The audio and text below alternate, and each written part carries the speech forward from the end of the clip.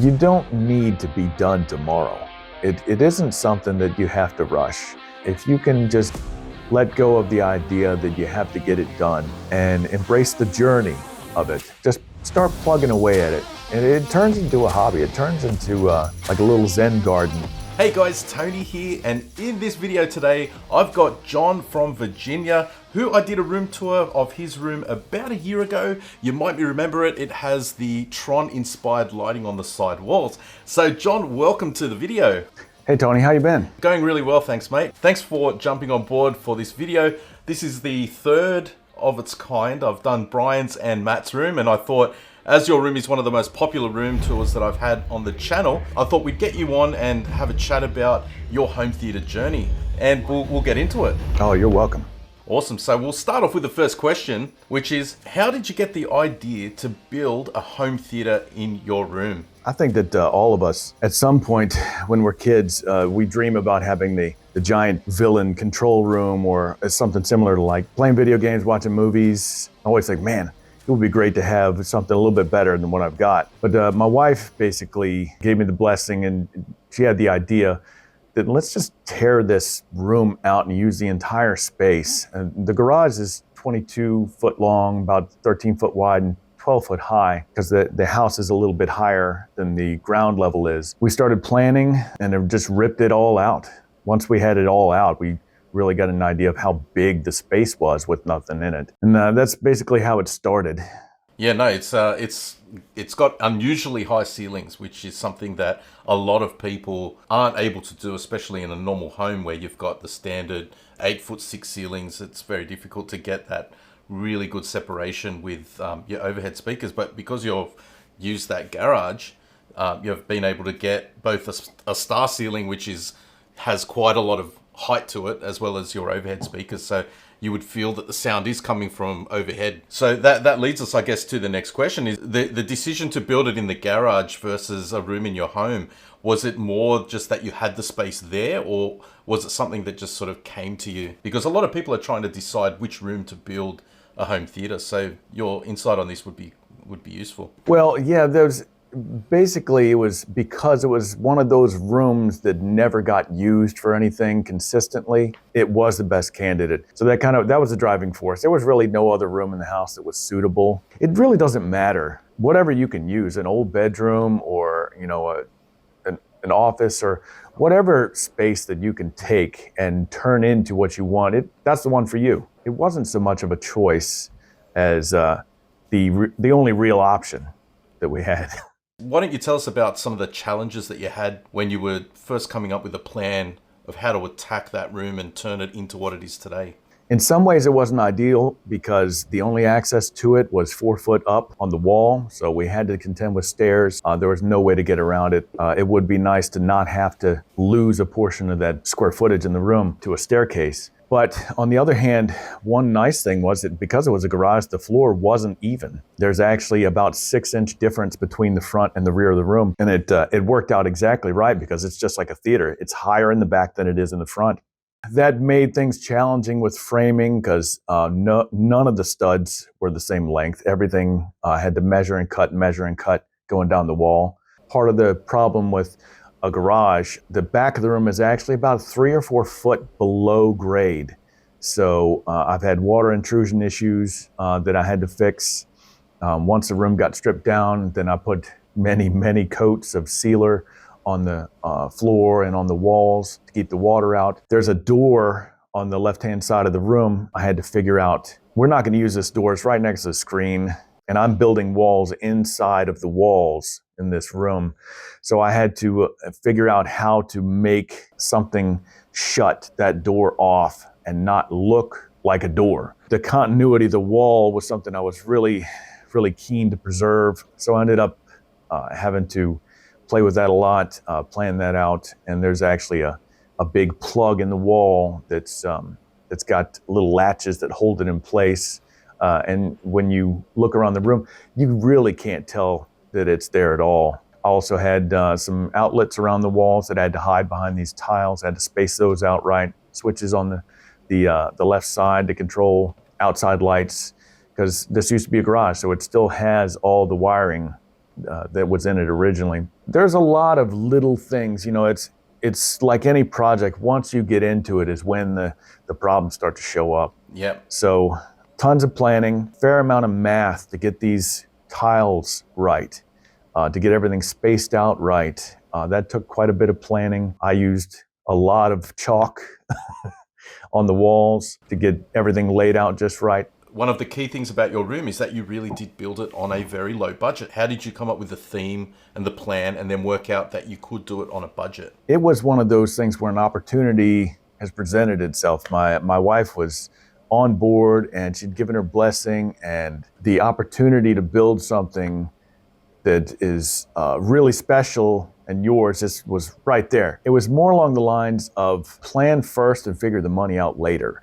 I came up with the idea for the general theme of the room. Of course, you spend a lot of time on AVS forums and watching YouTube to get ideas, to see how people have done this in the past, because it's a lot like trying to drink from a fire hose. It's really intimidating to think that I'm going to build this giant thing from scratch. So you just kind of try to take it a bite at a time, try to plan it all out in advance. I'm going to need space for speakers. I'm going to need wiring to go to those speakers. I'm going to need this. I'm going to need that. So I probably spent months just trying to plan out the theme of the room and the way that it was going to look. I knew from the beginning that I wanted something more sci-fi. You know, I love playing video games, stuff like Mass Effect, and I really like the aesthetic that I saw in that, and Star Trek. Star Wars, not so much, because everything's old in Star Wars and it's all busted up. But, you know, I saw that the hexagon thing, I see that all the time in sci-fi stuff. Like, Yep. I was playing Star Trek Fleet Command, and they have, you know, the shields look just like that. Different components of spaceships look like that. And I love that look. So I started thinking about how could I implement something that looks sci-fi and futuristic, but it's all got to be black because it's a theater and you're dealing with light control. So everything's got to be dark. How do I make something that's basically all going to be black look interesting? Because you know, you're just splashing black paint all over the walls. It makes it difficult to make it look interesting. So I just kind of started, you know, thinking about what could I do with the walls to make them look neat and kind of stand out. A lot of the theaters that I'd seen on YouTube, they look wonderful. They got sconce lighting and they got columns and they have all this stuff, but they look like a theater. And I was really going for more like something that didn't quite look like a theater. It looked like something else, like maybe you're on a spaceship or something like that. And once I figured out, maybe I could put some lights back there. I had originally thought that I wouldn't be able to use smart LEDs, that I was just going to go with regular LED strips. So I was going to be just married to a solid color that I could change the colors, but I couldn't do anything else. I could make them dimmer or brighter. I could change them, but they would all be solid. With all this work, it just seemed like a waste with just that little bit of functionality. And then I started looking into smart LEDs. Pretty intimidating when you think about I've got to program these things and I've got to wire them all up so they can communicate. But in reality, it's actually very simple and it's really cheap. I came up with the basic plan and then kind of cash flowed. I knew I calculated how many studs I would need to build the walls and then set aside some money for that. How much insulation I would need, because I used rock wool insulation because it's great for sound deadening, and then set that aside. And it was not quick. It took about a year and a half total, just plugging away at nights and weekends. Buy some materials and then do some work, and then buy some more materials and do some work. There were a couple times where, you know, progress halted. The budget was always part of the equation, but it was the sort of thing is once you embarked on the journey, you were going to finish it. Even if it took a while, you know, and you just had to save up for things. I started it with an idea and a dream, and I was just going to keep going until it was done. You know, if it took several years and I had to save up, that's just how it was going to happen. Yeah, well, it's turned out incredible. Why don't you tell us a little bit about the lighting setup, the problems that you had to solve when you were doing it, and how you came up with the idea of using the hexagonal covers, but you had circular mounts for the LEDs, which I thought was really cool. And then just some of the other lighting and the lighting controls. I had a vision for exactly what the wall should look like when it was on and running. I started out with the tiles. I knew the shape of the walls. I knew what they were gonna look like. I had to figure out, how do I make the light bleed out behind them in such a way as to look the way I wanted it to. I made a tile out of, I think, plywood or something like that, and I got a LED strip, and I programmed it, and I just played with it. Like, I set it on the ground, and I think there's some footage in the video of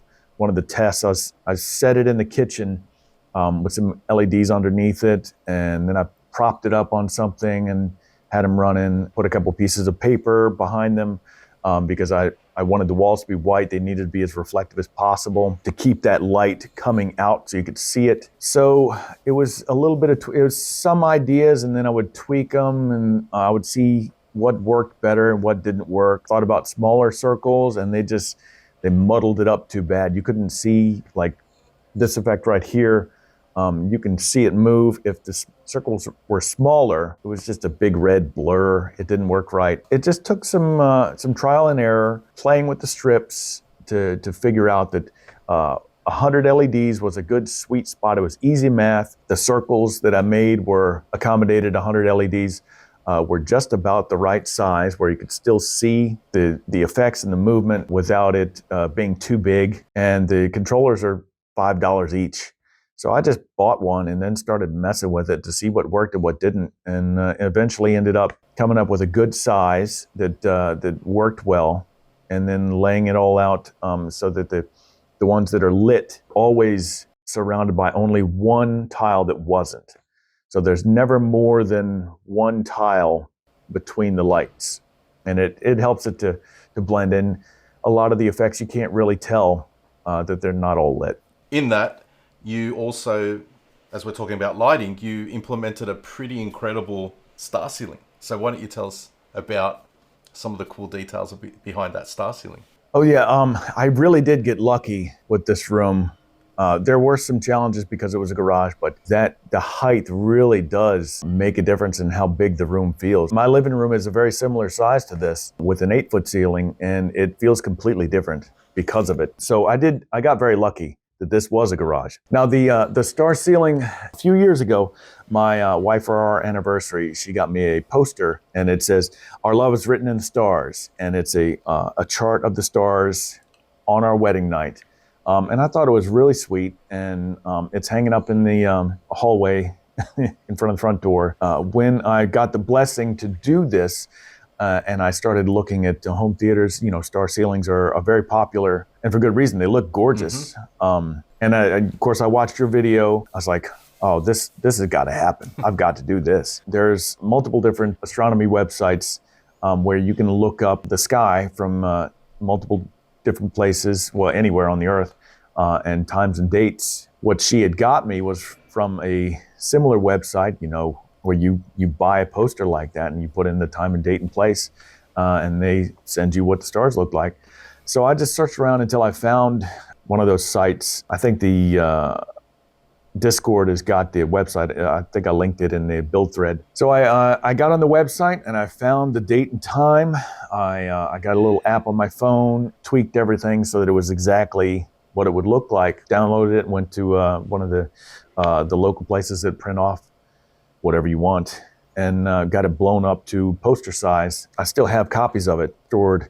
It's about this big, the entire sky from that night at 10 p.m. And it's got every visible star on it. So I took one of the ones that I had printed off. I knew that I was going to use 4x8 because everything here is 4x8 sheets. I divided the entire poster that I got printed off into 9 sections because there's 9 sheets of this rigid foam insulation that I used. I laid them all out. I set a grid on each one of them and then transferred that to each panel that I was building. And I had it printed backwards, a mirror image, because it was being transferred on top of these panels. I just got to work and I marked out 2,344 stars. It's a lot of stuff. It was a bit mad.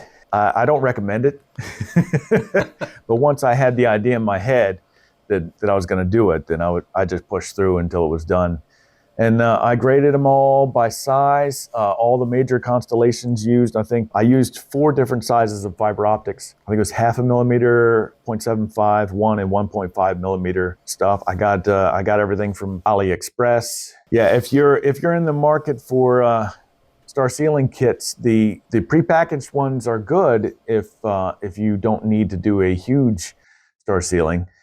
But if you buy spools, and I bought, I want to say 7 miles of fiber optic cable. What is that, 10 kilometers, just about, of fiber optic cable. And I set them all, I had a little, I think a broom handle, and I shoved it through, and I had them all sitting there. And I would just, after everything was marked, I'd just pull and cut and pull and cut over and over again until it was all done. It turned out great. The pictures, because it's, pictures are in 2D, you can't tell that it's only, 10 feet away from you. They turned out even better than it looks in real life. I told her, and she had no idea that I was doing it, because, of course, we're on a budget. She does really well with the budget, and thank God, because if it was just me, then all my money would be gone. Yep, I know the feeling. But she kept asking, why do you need all this fiber optic? Why do you need this light engine? That cost a lot. And I kept my mouth shut. I was just like, look, I just need it.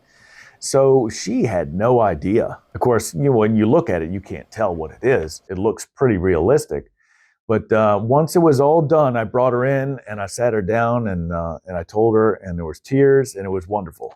And all the time, it was like 3 months worth of work. All the time was worth it for that. Totally. So it was pretty special. Yeah, no, that's an awesome story, and the fact that that's in your room, and it has sentimental value as well as fulfilling the overall look of the room with having a star ceiling. So yeah, you tick 2 boxes in one.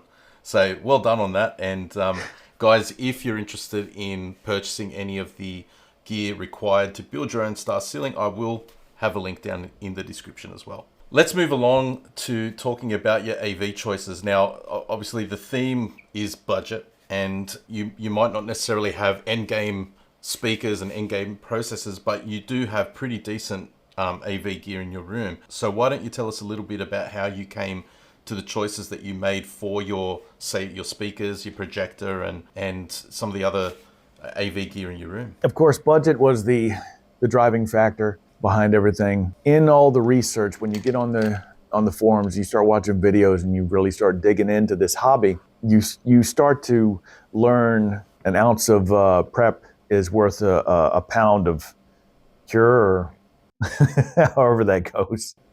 You can spend unlimited amount of money on this thing and still have it turn out if you hadn't planned out the room properly. So a lot of that was the AV gear choices were, of course, it's trying to find the best value. You get online and you start searching, top 10 value, whatever, getting comparisons between different brands. The budget plays a big factor in that. Learning about how rooms are supposed to be set up, how you mitigate sound bouncing around the room, how you set up things so that even budget speakers sound great because you've eliminated the problems that plague all audio systems. All those things were a big factor in the decision-making process. I knew that if I wanted it to sound good, my speakers didn't have to be super high-end speakers. And of course, if you spend a lot of money, you get great speakers. They're gonna sound great. But I felt pretty satisfied with good. So I looked at what is important in setting up audios. And one of the biggest things is having all your tweeters be the same type, and preferably the same brand and model, because they vary even within a brand. The tweeters that they use vary from line to line. The drivers that they use vary from line to line. So one of the things that I made sure that I knew had to happen to preserve the continuity in the sound but around the room was to make sure that all my speakers were the same brand and line.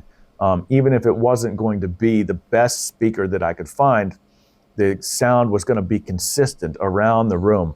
So when a sound object moves from the front to the rear, it doesn't sound like it's changing its tone as it moves. Mm-hmm. The price, trying to find.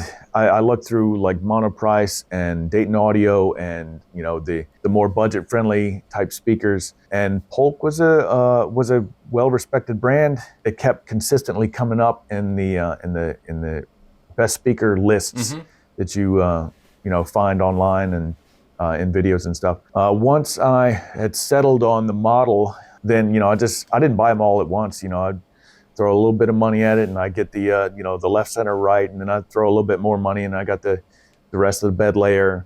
And then a couple months later, I bought the Atmos speakers. I didn't actually buy the second subwoofer until right before the video came out, as I was running on one sub for a little while. Yes. So yeah, it was a balancing act of trying to figure out what was worth saving a little bit of money on. And what wasn't. Yeah, I think it worked out pretty good. The room prep makes up for the fact that the speakers aren't the top of the line. I'm pretty sure that a lot of that preparation makes these sound a little bit better than they should. The fact that you measured where you were going to put acoustic versions of those hexagonal panels and measuring the reverb of the room and things like that obviously would help a lot with the overall quality, because sound reflections kill a room. No matter how good your speakers are, if you're hearing reflections from every corner, your ears are going to not really enjoy the experience. So I totally understand that, and thanks for the explanation. It makes a lot of sense. So you went with the Polk in walls, as well as, I believe from memory, you have two 15-inch subs at the back now, and so the bass must be pretty decent in there, considering they're right behind the chairs. Yeah, the bass it's enough to, when you're really enjoying a movie, somebody comes knocking on the door to tell you to turn it down. That's how you know it's a good one. That's generally what happens. Yeah. Now I spent a lot of time making sure the room was as soundproof as possible within the budget, to try to kill a lot of that complaint that I knew was coming. I mean, if you have a theater and you want to enjoy your movies, you're going to turn it up loud. Yep. And inevitably, somebody in some other room was trying to read or do something quiet is not going to enjoy that as much as you do. Now, this is a garage, so it's on a concrete slab. It changes the way the room moves. There's no vibration that makes it into the chairs. That really had an effect on the way that things worked, and I ended up getting those the bass shakers, the bass transducers that I mounted in the back of the chairs, and they really do change the way that everything works. They bring the bass that the speakers, they can't necessarily deliver that sort of vibration because of the way that the chairs are on a slab, the concrete doesn't move, and to turn them up loud enough to get that feeling, inevitably somebody's going to complain. It ended up being a really good thing, and that was another thing I had to sell, was, do you really need bass shakers in your chair? I mean, this is getting a little ridiculous, isn't it? And yeah, it is. It's quite ridiculous. And if you're on the fence thinking about it, and you think they're campy or it's gimmicky, they're not. When they are tuned right, they augment the bass in such a way, it really makes the subwoofers feel like they're performing better than they are. And if you do it right, depending on the movie, you don't really know that they're bass shakers in your seats. You just think that your subs are hitting really hard. That worked out really well. Between the two of them, they really come together and deliver more than either one could alone. So. Oh, absolutely. It evens out the response when you have more than one, I guess.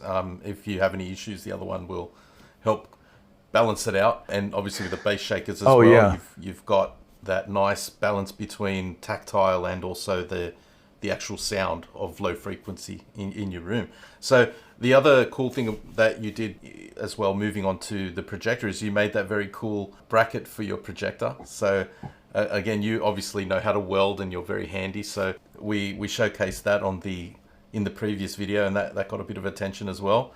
So why don't you tell us a little bit about that? Oh, that basically boils down to being cheap. I priced out different projector mounts. It basically boiled down to, I priced this out and I'm thinking about the cost of the raw materials, and I said, I can make one of these for significantly cheaper.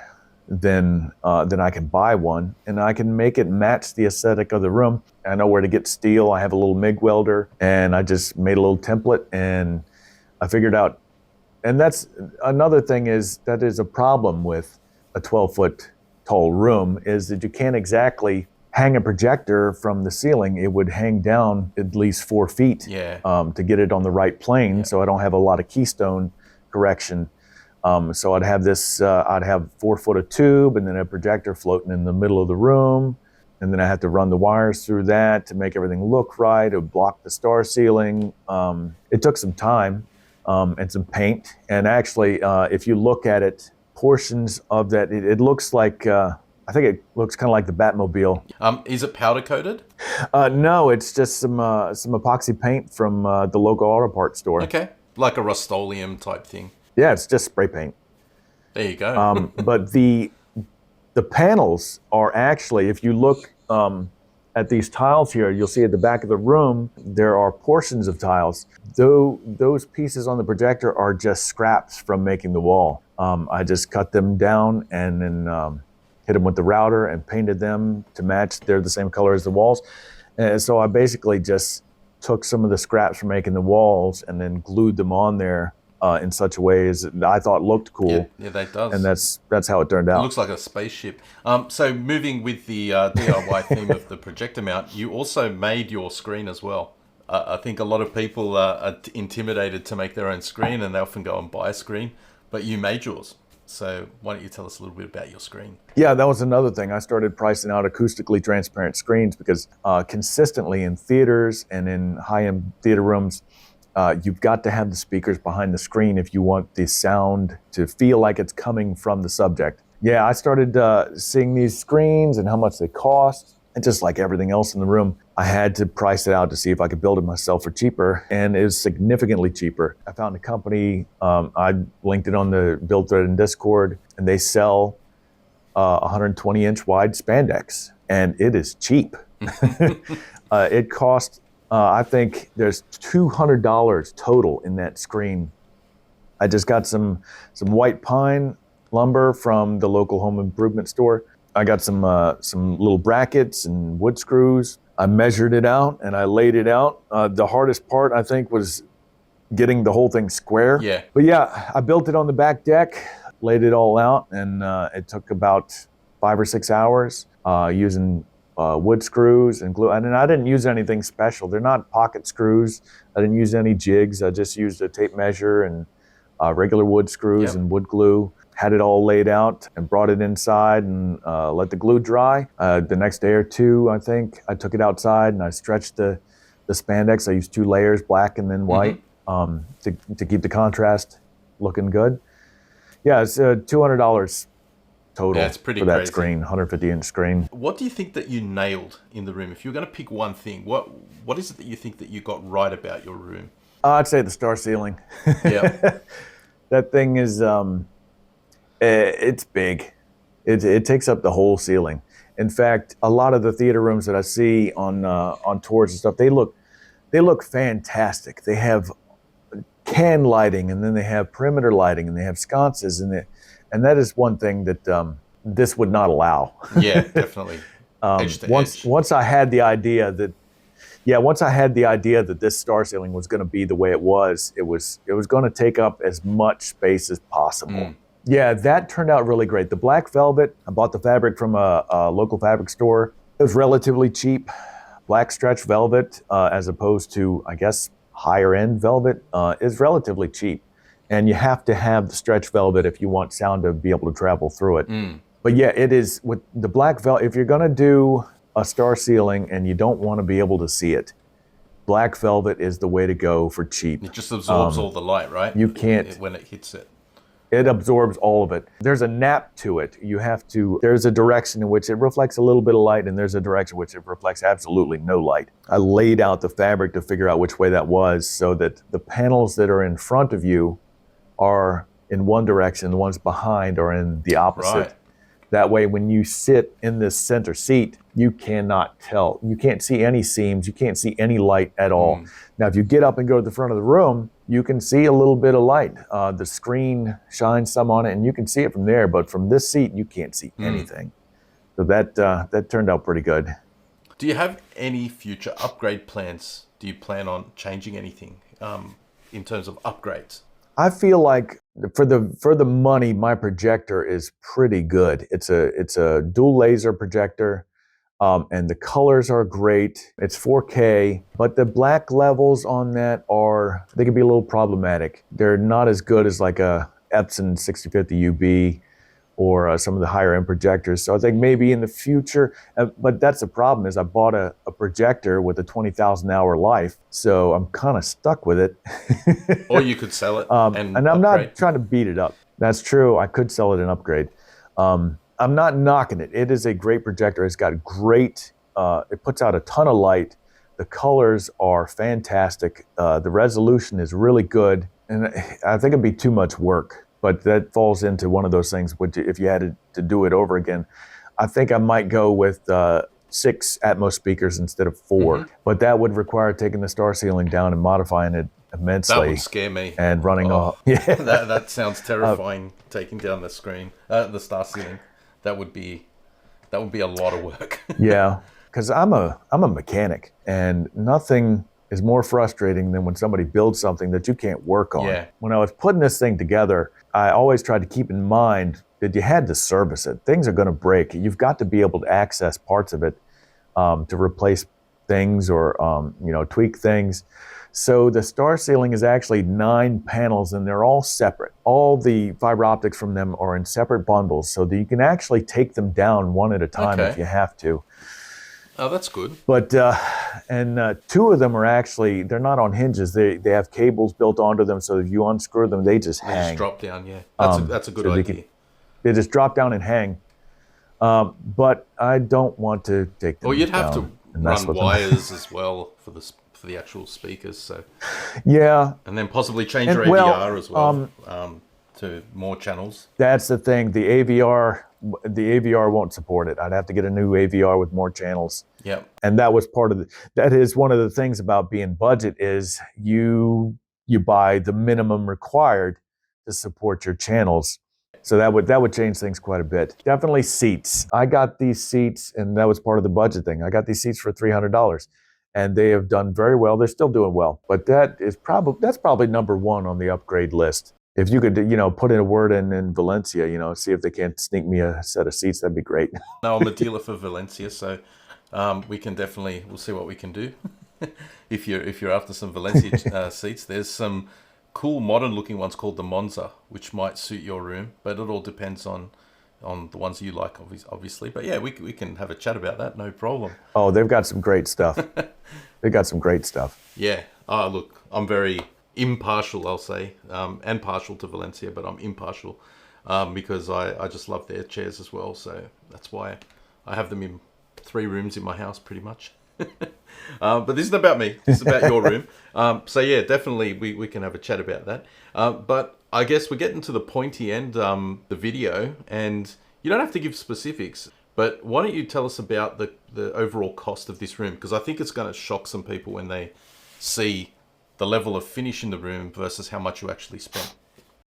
Well, there's one other thing that I want to touch on. Yeah, we had talked about it before, like the experience in the room. I think that one of the questions that you had asked me was, how is Tron Legacy? Because that's a great demo movie. The walls, they are fun when you're doing demos. So when you're watching them, if you bring somebody in, like say Tron Legacy, you can make the walls match the movie so that everything is cohesive, but they're not really there. People aren't really there to watch the movie. They're there to see the room, so that works out. When you're really watching a movie, they're usually turned down to something that's not distracting. But, a lot of theater rooms, they're theater rooms. The main focus is movies, and they're all set up for that particular thing. But this thing, I'm in here every night. We use this for TV shows, movies. My kids are in here playing video games all the time, and that's one thing that this room really shines is video games. I got this PS5. We were playing Titanfall 2 in here the other day. The bass shakers, but they kick in every time you fire the big gun in that thing, and every time you pull that trigger, the seat kicks you. The surround, with 7 bed layer speakers is pretty flawless, and you can hear shots going past your ear when you're getting shot at in those games. This room, and the aesthetic of the room really lends itself to that. You're playing a video game and you can have something that would normally be a little bit distracting, but it matches when you're with doing the rest that, of, it really, of what you're doing. If you're playing games, oh yeah, you've got all the cool lighting going as well. it adds. Yeah, it makes sense. It adds to the experience. I use the red chase effect, and it looks like, if you watch Star Trek, the red alert. You see it going up the walls, and you're getting blasted, and it really changes. And if you're gonna do a theater room, I highly recommend using it for video games. It's a whole different level. The immersion and everything in here when you're playing, especially first-person shooters. Yeah, I'm spoiled. I don't know what I'm going to do from here on out if I have to play video games some other place. I just don't know. You'll just build another room. Do it or not. No. I got enough projects on my plate right now. Yeah, thanks for sharing that with us. So, moving to the question I asked before, which was about total cost. Do you want to let us know a little bit about the cost of getting the room to the level that you got now? You don't have to get too specific, just a general rough overview of the different things and what they cost. The punchline is it's about $17,000 total, and that includes absolutely everything. The seats, they were $300. The speakers, I think they were, I want to say $250 for the LCRs, and maybe $150, $200 for the surrounds. The price has changed since I bought them. Atmos speakers about the same, or the AVR, I want to say it was $1,500. The amp for the LCR, the Emotiva Basics 3-channel, I want to say it was $300. And the materials, the lights were actually probably the cheapest thing in the room. This material right here, that's rigid foam insulation. I think it was $17 a sheet for a 4x8 sheet. I use MDF. This is actually one of the surround speakers right here. The fabric is like, I don't know, $10 a yard. The MDF, that was kind of expensive. That's $60 a sheet, and I could only get like 4 or 5 tiles out of a sheet. And of course, I bought all the materials and used them myself. If you hire somebody to do drywall, you're gonna pay more. Yes, I forget how much that was. The LEDs are $1 or $1.50 a foot. The node controllers, I think there are 13 controllers in the room total. They were $5 each. The software to flash them was free. The program was free, and you're paying whatever wire cost now. I think it was a little bit more when I bought everything. So a lot of it is your sweat equity, I guess, in building the room, and your time, as you said before. So, but still, even 17,000, it seems like a very small amount of money to spend, even with your own labor involved. So the room has the room has turned out insanely polished and looks really, really good for that amount of money. Well done.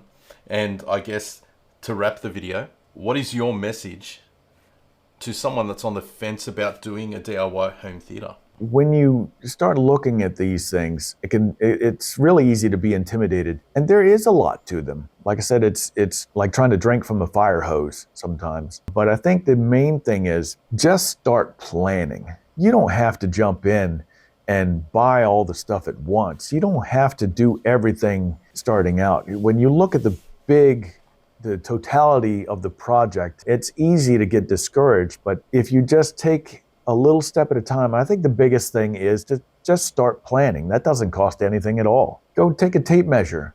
If you have a room that you're thinking about using, go take a tape measure, measure it out, and get you a piece of paper, and just start drawing. It doesn't cost anything. And once you start digging into the details, you break the job down into smaller bits that are easier to handle. How do you eat an elephant? One bite at a time.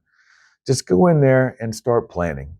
You don't have to get all the speakers. Yeah, you don't have to get all the speakers at once. You just get a general plan, tweak that plan, make all your mistakes on paper.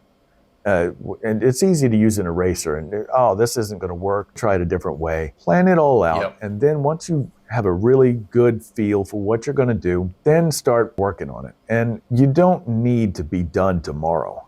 It isn't something that you have to rush. If you can just let go of the idea that you have to get it done and embrace the journey of it, just start plugging away at it. And it turns into a hobby. It turns into like a little Zen garden. When I was building this thing, I would come in here and I had a cheap stereo. I didn't have everything I had. I just turned that on. And I came in here and I started plugging away. I was, poking holes in insulation for the star ceiling or cutting pieces for the walls, just painting.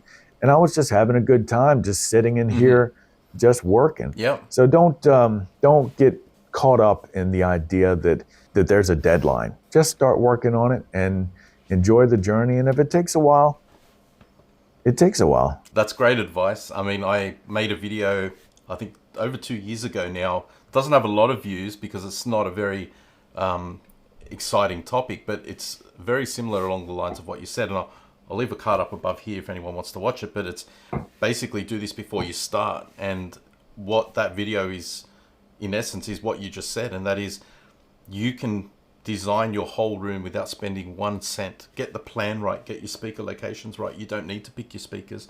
Whereas most of the time, the first thing that people say is, oh, what speakers should I get? It's like, hang on a minute. Do you even know how many speakers you need? What's the size of your room? How far is the screen to the chair? How many rows are you going to do? Those are the things that you can work out without having spent any money at all. So that's great advice, John. And obviously it worked out well because your room is an incredible room. We've been speaking for, this will be cut down, but about an hour and 10 minutes already. And there's more things we could talk about, but I think we will leave it there before this video gets too long. So I just wanted to say thank you for sharing all of your insights with us about your home theater journey. And again, you can check the links in the description to pretty much everything that John has in his room, as well as I will link to his home theater tour so that you can check it out. So yeah, thanks again, John. Oh, thank you, man. I've been honored to be able to be a part of this and watching your channel and all the cool stuff that you've been able to do over the years has been a huge part of this. And I don't think that there is a really small part of the credit to this room that isn't due to you and all the stuff that you put out. So I'm really glad to have been a part of it. I appreciate that, John. Thank you very much. And again, guys, thanks for watching this far. It's been a long video. I might edit it down a little bit. But guys, again, thanks, John. Thanks for watching, everyone. But that's it for this one. You'll catch me in the next one. Bye for now.